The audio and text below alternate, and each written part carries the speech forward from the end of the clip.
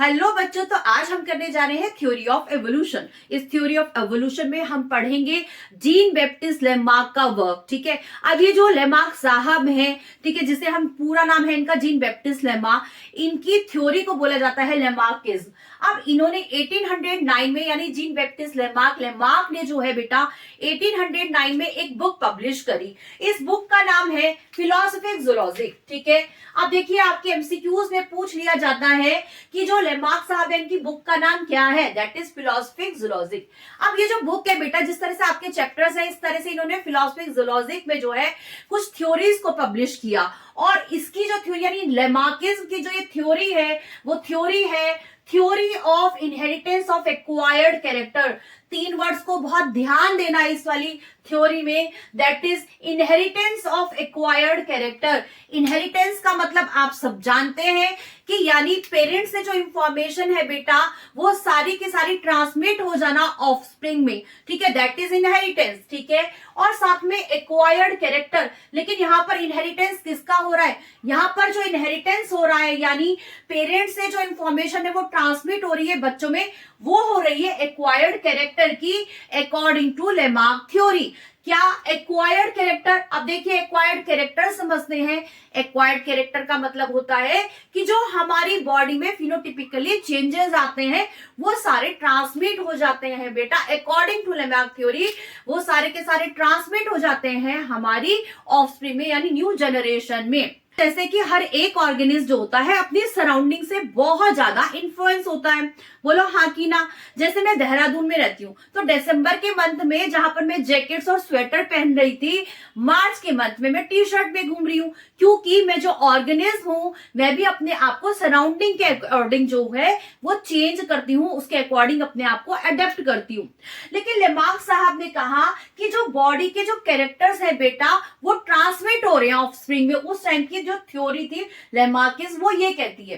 तो इन्होंने इसके लिए एक एग्जाम्पल लिया, और वो एग्जाम्पल था अफ्रीका के जंगलों में घूमने वाला जिराफ। ठीक है, अब देखो बेटा, जो ये जिराफ है, ठीक है, अफ्रीका के जंगलों में उस टाइम पर घास थी अकॉर्डिंग टू दिस थ्योरी। और ये जो घास है, ठीक है, और यहां पर जो हमारे जिराफ थे बेटा, ठीक है, तो यहां पर जिराफ बना देते हैं। ठीक, तो जो ये जिराफ बहुत हेल्दी बन गया है। ठीक है, तो यहां पर जो हमारे अफ्रीका के जंगलों में बेटा जो जिराफ देखने को मिले अकॉर्डिंग टू दिस थ्योरी, ठीक है, तो जो ये जिराफ थे बेटा, दे वर डिपेंडेंट फॉर फूड। ये ग्रास पे डिपेंडेंट थे, ये घास को खाते थे। ठीक है, अब उस टाइम पर जो ये जिराफ थे, क्योंकि ये घास को खाते थे और जिंदा रह रहे थे, लेकिन जैसे जैसे हमारे अफ्रीका के जंगलों में ये घास सूखने लगी, तो अब हमारे जो ये जिराफ थे बेटा, वो डिपेंडेंट होने लगे फूड के लिए ट्रीज पर।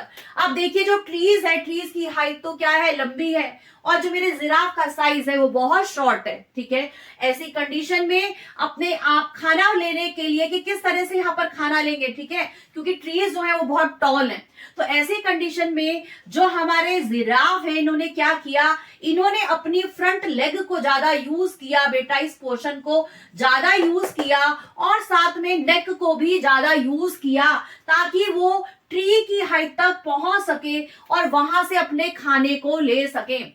तो अकॉर्डिंग टू लेमार्क थ्योरी कहती है कि जो ये जिराफ जो कि बहुत शॉर्ट हाइटेड थे, जिनकी नेक बहुत शॉर्ट थी, क्योंकि इन्होंने अपने फ्रंट लेग्स को और नेक को ज्यादा यूज किया, तो इस तरह से जो इनके बॉडी पार्ट्स हैं वो ज्यादा स्ट्रेंथन हो गए। और क्योंकि बॉडी पार्ट ज्यादा स्ट्रेंथन हो गए, तो ये सारे के सारे सोमेटिक जो कैरेक्टर्स है बेटा, ये इंफॉर्मेशन ट्रांसमिट हो गई according to this theory germ cell में, और इसके बाद वो गैमेट्स में इंफॉर्मेशन पहुंची, जिसका रिजल्ट ये हुआ कि जो इनकी जनरेशन थी, यानी इनके जो बच्चे बने बेटा, वो लॉन्ग नेक के बने।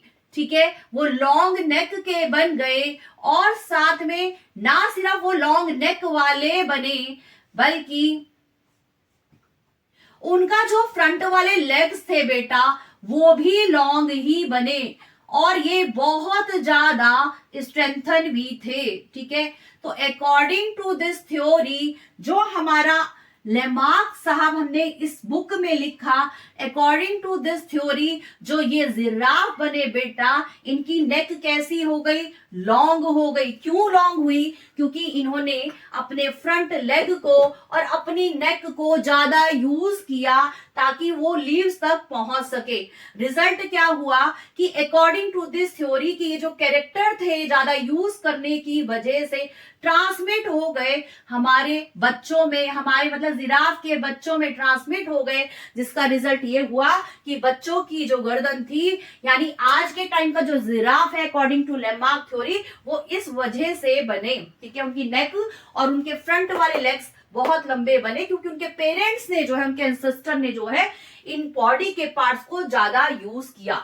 So this is the story, this is the theory actually of inheritance of acquired character, ठीक है। और यार मैं इसको ये भी बोल सकती हूँ theory of use and disuse, ठीक है। यानी बॉडी का वो पार्ट जो आप ज्यादा यूज करते हो वो स्ट्रेंथन होता है अकॉर्डिंग टू लेमार्क थ्योरी, और ना सिर्फ वो स्ट्रेंथन होता है, वो ट्रांसमिट भी हो जाता है, ठीक है।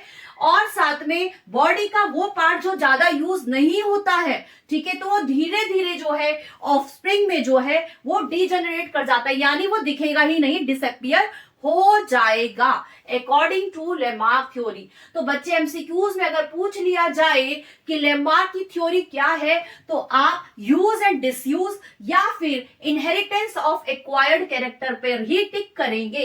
अगर पूछा जाए लेमार्क की बुक कौन सी है, तो फिलोसफिक जूलॉजिक पर जो है आप टिक करेंगे। चलो, इतनी तो स्टोरी हुई हमारी आपकी जिराफ को लेकर कि किस तरह से अफ्रीका के जंगलों में जिराफ एक बकरी के फॉर्म से चेंज होकर कन्वर्ट हो गया इस लंबी गर्दन वाले जिराफ में, ठीक है। लेकिन क्या इस वाली थ्योरी को सबने अप्रिशिएट किया?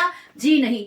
बहुत सारे साइंटिस्ट ने लेमार्क की इस थ्योरी को रिजेक्ट किया, क्रिटिसाइज किया, और इन सब में बेटा जो सबसे बड़ा साइंटिस्ट है जिसने इस थ्योरी को क्रिटिसाइज किया, दैट पर्सन वाज वाइसमैन। भैया वाइसमैन है तो बुद्धिमान होगा ही होगा, ठीक है। लेकिन 1809 में जहां पर लेमार्क साहब ने अपनी बुक को पब्लिश किया था, वहीं वाइसमैन ने 1800 बेटा 90, ध्यान रखिए ये ईयर है आपका 1890 में जो है इस थ्योरी को क्रिटिसाइज करते हुए कुछ और ही थ्योरी दे डाली, कुछ और ही इसको एक्सप्रेस किया। तो अभी ये देखते हैं। तो वाइसमैन ने क्या किया बेटा, इन्होंने एक्सपेरिमेंट किया। देखो हमारी साइंस बेस्ड होती है ट्रुथ पर, ठीक है, बिना ट्रुथ के कुछ काम नहीं होता, यहाँ पर कहानियां नहीं चलती हैं, ठीक है। तो वाइसमैन ने भी एक्सपेरिमेंट किया, इन्होंने एक्सपेरिमेंट किया चूहों पर। इन्होंने क्या किया, चूहे की पूंछ को, जैसे ही चूहा होता था उसकी पूंछ काट देते थे। अब बच्चे अगर चूहे की पूंछ होगी ही नहीं तो क्या वो उसको यूज करेगा? बोलो हाँ कि ना? नहीं। तो क्योंकि चूहे ने पूंछ को यूज किया ही नहीं, तो क्या इसके बच्चे बिना पूंछ वाले बनेंगे? बोलो हाँ कि ना? तो जब इनके बच्चे बने बेटा, यानी इस वाले चूहे ने जब बच्चे दिए तो देखा गया कि अरे ये क्या, इनकी तो भी पूंछ थी, ये बिना पूंछ वाले चूहे नहीं थे, बल्कि ये चूहे जो बने बेटा ये तो पूंछ के साथ बने। लेकिन वाइसमैन ने हार अभी भी नहीं मानी, उसने फिर दोबारा से इसको कट कर दिया, उनकी टेल को कट किया और देखा अरे ये क्या था, दोबारा से जो इसकी थर्ड जनरेशन बनी उसमें भी चूहे थे। ऐसा कर करके उन्होंने 20 जनरेशन तक इस पर काम किया, ठीक है। 1-2 जनरेशन काम नहीं किया बेटा, इन्होंने 20 जनरेशन तक इस पर काम किया और देखा, हर बार देखा कि पूंछ के कटने के बाद भी बच्चों में तो पूंछ आ ही रही है। तो अगर लेमार्क की ये थ्योरी ये कहती है कि सोमेटिक कैरेक्टर ट्रांसमिट हो जाते हैं गैमेट्स में, यानी जर्म सेल में ट्रांसमिट हो जाते हैं, तो आखिर इसमें ऐसा क्यों नहीं हो रहा है? आखिर पूंछ के कटने के बाद हमारे जो इसके चूहे के जो बच्चे हो रहे हैं बेटा, वो पूंछ के साथ कैसे हो रहे हैं?